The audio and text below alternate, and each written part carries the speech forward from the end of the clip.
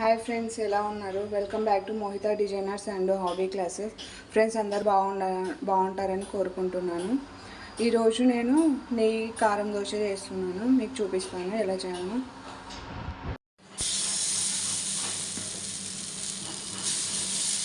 క్రిస్పీగా ఉండాలంటే కనుక కొద్దిగా తక్కువ వేసుకోండి. పిండి పలుచంగా రుద్దుకోవాలి. లో ఫ్లేమ్లో దోశను కాల్చుకోవాలి. ఫస్ట్ హై ఫ్లేమ్లోనే పెట్టుకోవాలి. మనం దోశ వేసేటప్పుడు తగ్గించుకోవాలి. సో ఇలాగా మంచిగా స్ప్రెడ్ చేసుకోవాలి. చేసినదని హోమ్మేడ్ ఘీ మంచిగా నెయ్యి అనేది మంచిగా వేసుకోవాలి.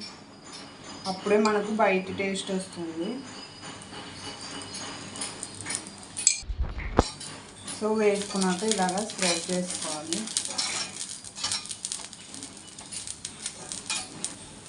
ఇది వెల్లుల్లి కారం అండి. ఎస్టర్డే నైట్ చేశాను రైస్లోకి. సో ఇలాగా మంచిగా స్ప్రెడ్ చేసుకోవాలి. ఇది టర్న్ చేయకూడదు. దోశ చిన్న లో ఫ్లేమ్లోనే మంచిగా మనము వేడి చేసుకోవాలన్నమాట, రెడ్గా అయ్యేంత వరకు. అప్పుడు మనకు బయట టేస్ట్ వస్తుంది, మంచిగా ఉంటుంది టేస్ట్. మీరు కూడా మీ ఇంట్లో ట్రై చేయండి, చాలా బాగుంటుంది.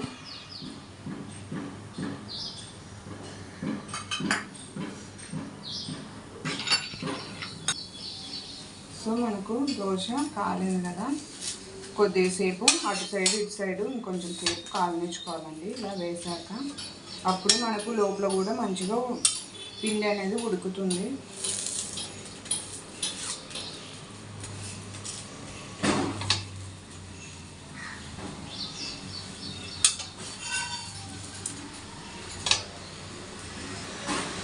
చూడండి, రెడ్గా అవుతుంది దోశ.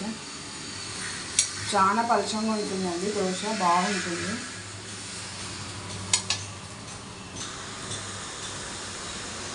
సో ఇలాగ రెడ్గా అయిన దోశను మనము ప్లేట్లోకి తీసుకోవాలి.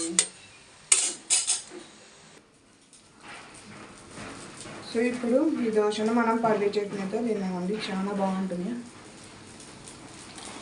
నేను చేసినానని కాదండి, మీరు ట్రై చేయండి. ట్రై చేసి నాకు కామెంట్ బాక్స్లో కామెంట్ చేయండి.